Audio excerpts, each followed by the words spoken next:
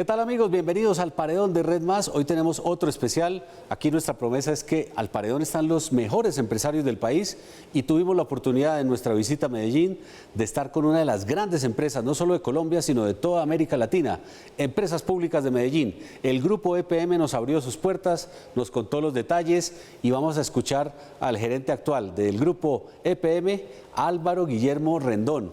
Estuvo con nosotros, nos invitó a almorzar, nos dio un despliegue por todo el edificio inteligente y aquí está la nota con el gerente de EPM al Paredón. Bienvenidos.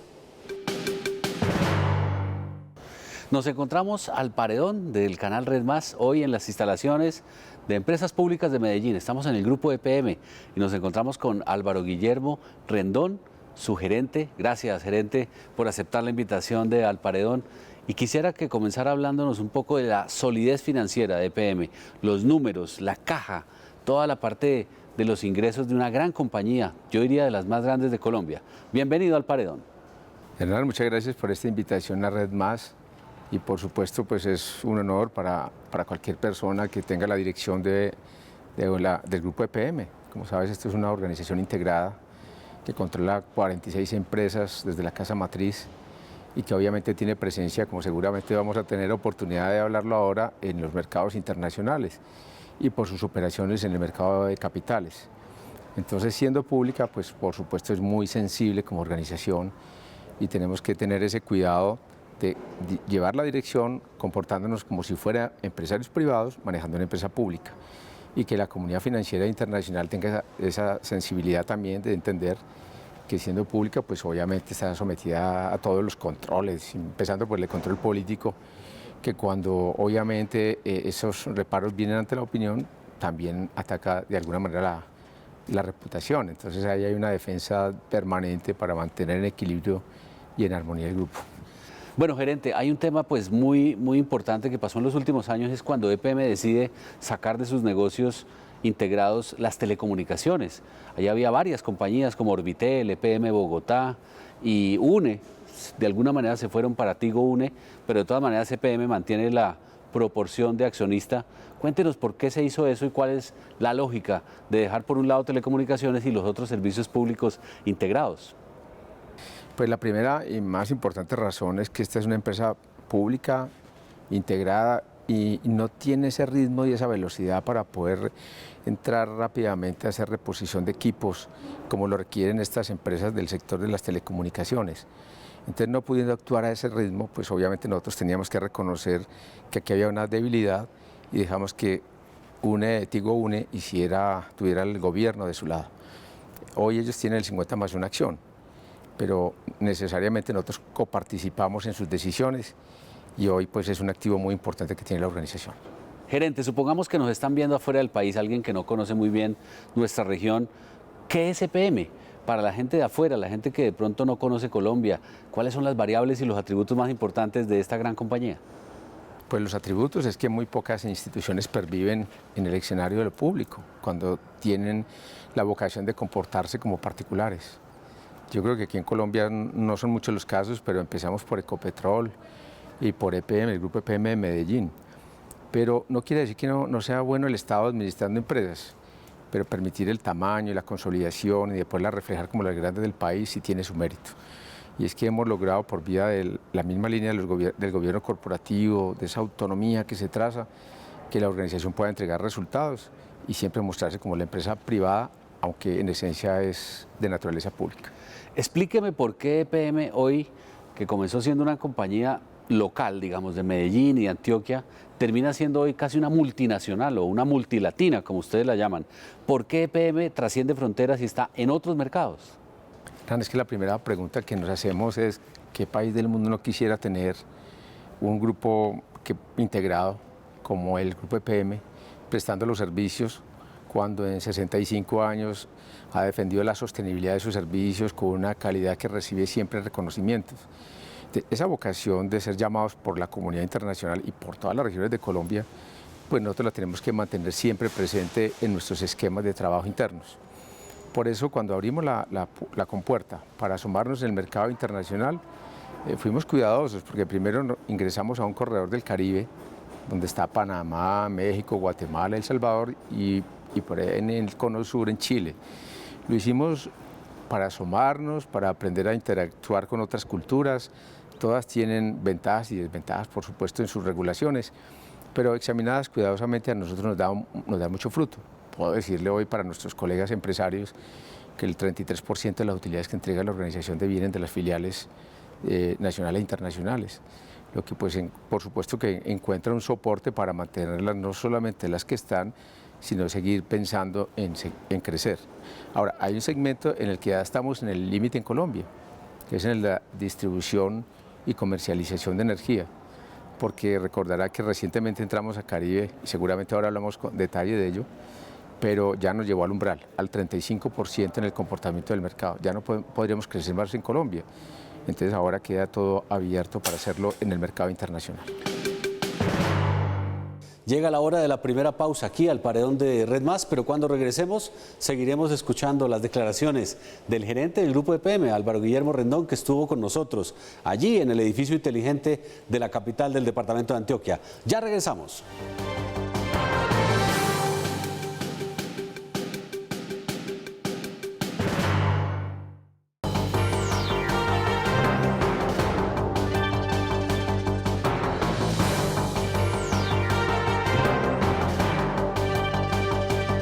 Continuamos con la entrevista que pudimos hacer allá, en el edificio inteligente de EPM, en Medellín, en la capital de Antioquia, en una de las empresas más importantes del país.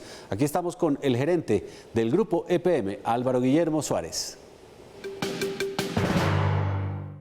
Bueno, usted ya lo ha contado un poco, pero quiero entrar en detalle. Con la llegada del coronavirus y la pandemia, mucha gente se tuvo que quedar en su casa y no volver a trabajar.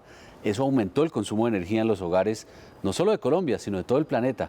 ¿Usted siente que eso cambia la matriz energética y también obliga a EPM a, digamos, modificar sus proyecciones y hacer otro tipo de inversiones? No, sin duda, esta nueva normalidad, que la llamamos todos la nueva normalidad post-pandemia, nos hizo a todas las instituciones repensar en nuestras líneas de trabajo. Por ejemplo, observamos cómo en el marco de la pandemia, pues el mercado no regulado de los grandes consumidores de energía, pues por supuesto al cerrar sus establecimientos y demás, impactó el ritmo y las finanzas nuestras. Pero el otro sector domiciliario, por supuesto, creció en consumo. Entonces allí pues hubo necesidad de, con las políticas del gobierno nacional, atender ese segmento, pero quedan reflexiones. Y es que sin duda estamos observando cómo la transición energética, que es una política del gobierno nacional, que está altamente favorecida por unas políticas de regulación recientes, pues está ayudando para que los precios de la energía, de las tarifas especialmente hidráulicas, tiendan a caer. Aquí hay una disposición de energías renovables no convencionales que están entrando al mercado y obviamente están generando una presión sobre las tarifas que devienen de la generación hidráulica. Pues eso va todo en la dirección de favorecer, por supuesto, a todos los consumidores, a los usuarios de la energía en Colombia.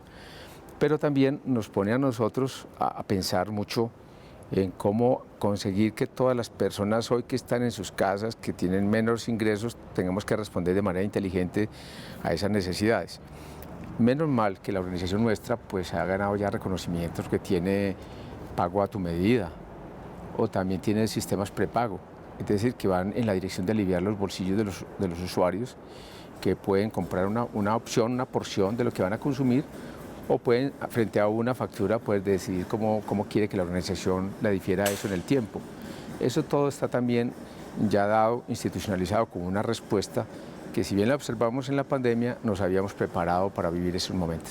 Bueno, uno hace un recorrido, como yo lo acabo de hacer, por todos los pisos de EPM y se encuentra con trabajadores muy orgullosos, satisfechos de estar aquí. Hay muchos que llevan décadas trabajando en EPM, gente que tiene la camiseta puesta. Es un clima laboral envidiable. Hablemos de eso un poco. No, por supuesto, lo reflejas y me llena de satisfacción, porque lo tengo que decir de la misma manera. Hernán, cuando asumí las funciones de gerente general en mi posesión, lo primero que hice fue pedirle permiso a esas capacidades, a esas personas que llevan tantos años sirviendo a la organización, para que me permitieran llevar la dirección por el tiempo que me correspondiera. Pero es porque realmente esa conjugación de capacidades es lo que le ha hecho grande a esta organización. Y segundo, el gusto y el honor, como bien lo refieres ahora. Yo me encuentro con cualquier empleado. En estos días alguien me dijo que hasta 44 años en la organización.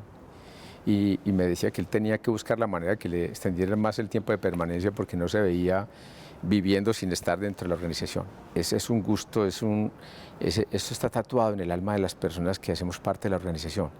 Entonces, sin duda es un escenario muy adecuado que cualquier profesional quisiera tener esta experiencia y nosotros con nuestros desarrollos vamos a ensanchar esa posibilidad, abrir esa posibilidad para que quepa más gente expresándose en la organización. En una respuesta anterior usted utilizó la palabra, pero quiero entrar en detalle, sostenibilidad. Estamos en un momento del cambio climático muy importante, donde Estados Unidos con el cambio de presidente vuelve a la COP21 y creo que todo el planeta ahora sí se va a alinear en temas de huella de carbono, cambio climático, pero sobre todo esa palabra, sostenibilidad. ¿Qué quiere decir para EPM la sostenibilidad? Por supuesto, hay una sostenibilidad que son parte de las obligaciones, de las inversiones obligatorias que tenemos que hacer como grupo para que obviamente todos nuestros servicios se mantengan con óptima calidad. Y eso significa reposición de equipos, todo el tiempo apelando a la tecnología de punta y nosotros mismos participando en organismos de investigación. Aquí la ciudad cuenta con Ruta N y tiene otros escenarios donde nosotros enviamos unos recursos para recoger todas esas mejores líneas que están en estudio en las universidades, en los centros científicos y poderlos poner del lado de los procesos activos, de tal manera que eso nos garantiza a nosotros que estamos actuando a un ritmo como lo demandan las condiciones del mercado. Eso es sostenibilidad y las obligatorias, pues por regulación nos obligan a nosotros a establecer por año unas inversiones que garanticen que van dirigidas a la reposición de líneas de transmisión, de equipos inteligentes, todo lo que esté demandando la funcionalidad del servicio. Pero entonces, eso es lo que ha hecho grande esta organización. Muchas empresas, cuando empiezan a ahorrar en esos planes de inversión obligatorios, esos ahorros son muy peligrosos porque lo que hace finalmente se traduce en un mal servicio y en una mala experiencia para el usuario, que es lo que nosotros no hemos tenido por reparo en 65 años. Vamos al detalle. La cifra de inversión en sostenibilidad, ¿cuánto es? ¿O cómo se podrían cuantificar exactamente de todas las inversiones o de todos los activos, cuánto está invirtiendo EPM en sostenibilidad? No es un rubro menor. Por ejemplo, el año entrante estamos comprometiendo la tercera parte de lo que va a representar el plan de inversiones, garantizado solamente a la sostenibilidad. La otra va a nuevos mercados o porque estamos contemplando unas nuevas inversiones en algún segmento que sea estratégico para la organización, pero siempre se defiende que no menos de la tercera parte del plan de inversiones esté en esa dirección. Llega el momento de otra pausa aquí al Paredón de Red Más, pero cuando regresemos continuaremos escuchando las historias y los detalles que nos cuenta el gerente del grupo EPM aquí. Ya venimos.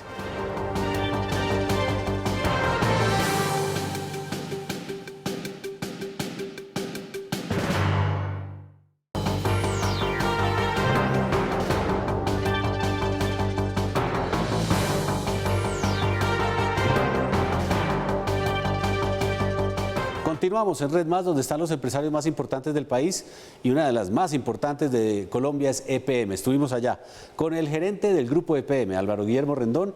Continuamos con la entrevista aquí al Paredón. Hablemos ahora del tema de la responsabilidad social, porque ustedes tienen proyectos impresionantes como el del Parque Eólico en La Guajira y muchos más por diferentes partes de Colombia. Para EPM también es importante, es un proyecto estratégico. Hablemos de la responsabilidad social. Mira, yo te lo represento y ahora voy al ejemplo que colocas, que nos parece muy interesante que la opinión lo asimile de esa manera, porque a nosotros nos llena de orgullo y no quisiéramos trasladarlo solo con la experiencia nuestra, sino porque los terceros así lo destacan.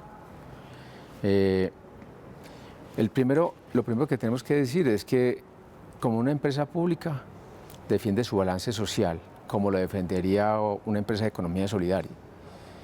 Y entonces sería un poco arriesgado decirlo, pero lo voy a poner en estas palabras. Cuando nosotros estamos en el marco de un proyecto complejo, como fue recientemente la Petard de Bello, un proyecto de 600 millones de dólares, que tiene la característica de tener una planta alterna que es de secado térmico de biosólidos en el marco de la economía circular. Es una fuente de olores, como lo es la misma Petard. Y en el desafío de establecer el equilibrio, de estabilizar esa planta, que demora un año, nosotros nos encontramos con un contratista que pudo no cumplir en lo que se había comprometido con sus contratos. ¿Cómo hace la organización? Reacciona y se hace cargo y compromete los recursos y trae los mejores del mundo donde estén situados, lo importante es concluir la obra. Pero nunca hemos sumado una sola obra a ese inventario de elefantes blancos o de obras inconclusas en el país, por el sentido de responsabilidad también social. Nos importa que las obras lleguen y que se traduzcan en beneficios para la comunidad. Y en el otro lado, en el segmento que nos planteabas ahora, son proyectos que nosotros estamos observando como muy importantes para potenciarlos. Por ejemplo, decir que en una etnia, la comunidad Wayuu de La Guajira, que está en el municipio de Uribia, nosotros estamos defendiendo la calidad de vida de sus habitantes con una generación eólica, pero con esa misma energía que estamos generando solar, estamos moviendo una planta desalinizadora. Y eso es el agua potable que le estamos entregando a esa misma comunidad. Por ahora está a la escala de esa comunidad, pero la observación y nuestro desafío es poder dar esa respuesta integral para esas zonas de la costa atlántica y también del Pacífico. Y si lo hacemos muy bien, creciendo, por supuesto que será una línea de negocios muy importante para el futuro. Bueno, gerente, y por último, ustedes acaban de ingresar a la costa como operador a reemplazar a Electricaribe, que fue un desastre. La gente no tenía buen servicio, el tema de los cobros terrible, no se hicieron las inversiones por muchos años y entran ustedes ahora a trabajar en ese mercado por el bien de la comunidad caribeña. Háblenos un poco de cómo es la experiencia que tienen ustedes y la expectativa de entrar a reemplazar a Electricaribe. Hernán, pues qué gran pregunta y te la agradezco porque trasladar información y hacer pedagogía sobre este tema es de la mayor importancia, porque cuando uno genera esas expectativas de llegarle a un corredor como el Caribe, primero tiene que estar el convencimiento de que ha quedado en manos de una empresa que tiene su tradición, que ha hecho las cosas bien, que no tiene reparos sobre ello. Entonces uno dice, por esa vía pido tiempo y paciencia, porque no por llegar hoy los problemas van a estar resueltos mañana. Entonces nuestro deber comunicacional es decirle a las personas de ese corredor que con tranquilidad les vamos a ir dejando saber cómo va a beneficiar en el corto plazo lo que fue, y bien registras, como un drama para toda esa población. Allá teníamos hasta 82 suspensiones por año. Eso quiere decir como 166 horas al año sin energía. Y una inestabilidad pues, que obviamente apagaba cualquier inversión, cualquier posibilidad de creer en ese corredor, porque por ahí viene pues, la inversión segura. ¿Cuál es el desafío? Que si nosotros fuimos crisis país con Hidroituango, pues tenemos que ser solución país con Caribe. Y a nuestros coterráneos del Caribe teníamos que ir solidariamente, darles ese abrazo y recoger aquí en la mesa con nuestros asesores y nuestro equipo que tiene de su lado todas las capacidades, buscar revisar esos modelos para que cerraran. Y cerraron técnicamente, no son holgados, pero el desafío sí es muy importante, porque llegamos para quedarnos. Esto no es una concesión, no se hizo contra ingreso esperado, se hizo simplemente con la vocación de hacer las cosas muy bien y quedarnos para siempre. Y ese es el compromiso con quienes hoy están comportándose en esos 4 departamentos y medio, que son la costa cercana a Antioquia, Córdoba, Sucre, Bolívar, Cesar y 11 municipios del Magdalena. Son en total, vamos a beneficiar 6 millones de usuarios, con una inversión estimada de 8 billones en 10 años. De tal suerte que eso alienta mucho cuando llega una empresa que el recurso que ofrece lo va a invertir necesariamente y lo vamos a ir contando a la comunidad, sino que realmente a nosotros nos compromete de hacer las cosas muy bien. Ya empezaron las tareas. Estamos allí desde el 1 de octubre y comunicando, hablando con las personas, pero nuestra mirada en esa reposición integral de todos los sistemas, líneas de transmisión, postes, subestaciones, vamos a sembrar más de 10 subestaciones, 6 de ellas van a estar en el departamento de Bolívar, y entonces pronto tendrá que empezar a darse como esa visión distinta de que en efecto viene un alivio. Ahora, Hernán, en la línea de lo que tú planteas, si resolvemos lo fundamental, que es el servicio público, la inversión está asegurada. ¿Cuántos inversores nacionales y extranjeros quieren ver en ese corredor del Caribe puesto cualquier cantidad de proyectos óptimos que van a desarrollar esa economía? Pues por ahí está la solución y nosotros le apostamos a eso. Pues mil gracias a Álvaro Guillermo Rendón, el gerente general del Grupo EPM, por atendernos aquí en las instalaciones de su gran edificio inteligente. Para nosotros en Al Paredón de Red Más es un gusto haber estado aquí. Un abrazo a toda la gente que trabaja en EPM, que nos está viendo aquí hasta ahora en Red Más. Y también hay que repetir el agradecimiento al alcalde, al gerente de EPM y a toda la gente de Medellín que nos dieron el espacio para que RedMás estuviera allí, en la capital del departamento de Antioquia, conociendo una de las grandes empresas, no solo de Colombia, de toda Latinoamérica, EPM. Un abrazo para todos y nos vemos la próxima semana aquí, al Paredón, donde están los mejores empresarios del país.